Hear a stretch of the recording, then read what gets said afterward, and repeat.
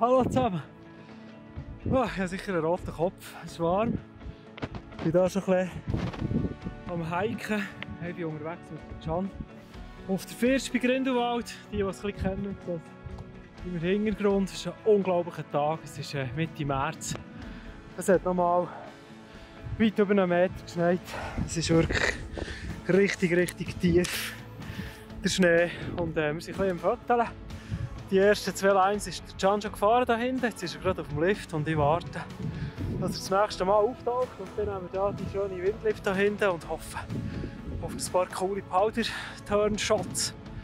Das Licht stimmt, ich hoffe, die Wolken haben sich noch ein bisschen still da hinten. Und ja, viel Spass beim Zuschauen.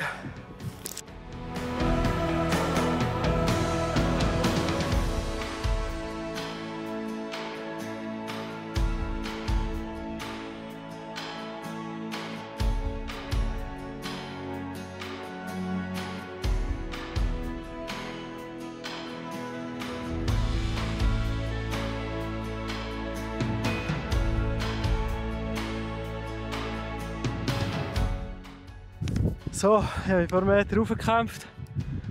Runde 3 und 4, glaube ich, oder 2 und 3 sind durch. Jetzt ist der Plan, hier die Windlippe hier im Vordergrund zu nehmen. Mit dem ganz grusigen Hintergrund. Der Can sollte eigentlich hier den obersten Spitz verwutschen von der Windlippe und ich werde eigentlich einfach Serienfeuer und gebe ihm. Hoffe, dass es passt.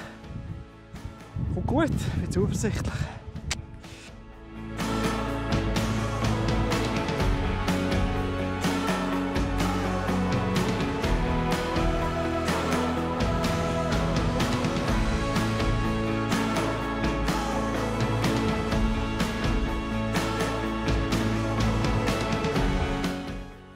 So, ich warte wieder auf den Can, die nächste Runde. In dieser Zeit vielleicht kurz ein paar Infos zu den Kameraeinstellungen, die ich habe. Ich habe die Kamera auf Verschlussautomatik, das heisst, ich habe die Blende fix eingestellt, die ist irgendwo zwischen Blende 8 und 16. Das Licht ist hier kein Problem, ich kann die Blende recht zutun, dass ich eine grosse Tiefenschärfe habe und die Berge hinten wirklich auch noch gut sehe. Und so nicht so eine Rolle spielt, ob der Can einen Meter weiter vor oder hinten ist.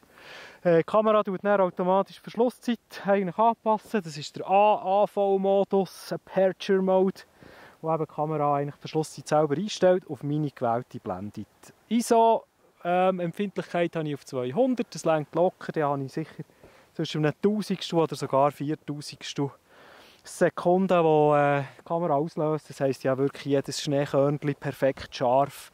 Licht habe ich mehr als genug, kein Problem hier. Und nachher lasse ich einfach chattern, die schnellstmögliche Auslösefolge. Ich vorfokussiere eigentlich auf einen Punkt, den ich will, irgendwo auf die Kante. Und nachher lasse ich eigentlich das eingestellt und tue nur noch abdrücken und eigentlich den Ausschnitt vorwählen. Das ist das ganze Geheimnis. Wenn es so aussieht und man so einen guten Fahrer hat wie der Can und der Schnee so ist wie heute und das Wetter, kannst du nicht wirklich viel falsch machen.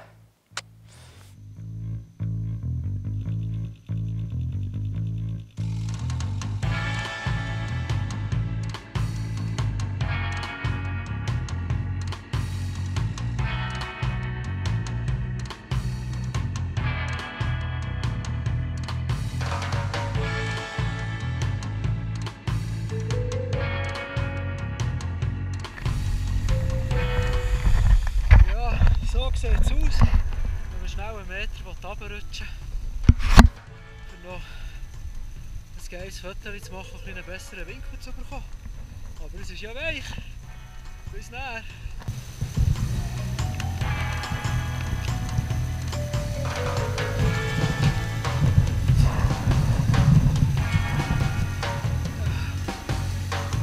Okay. Und jemand Greenpeace schicken. Wow, hier wieder zurück zum Meerstoss.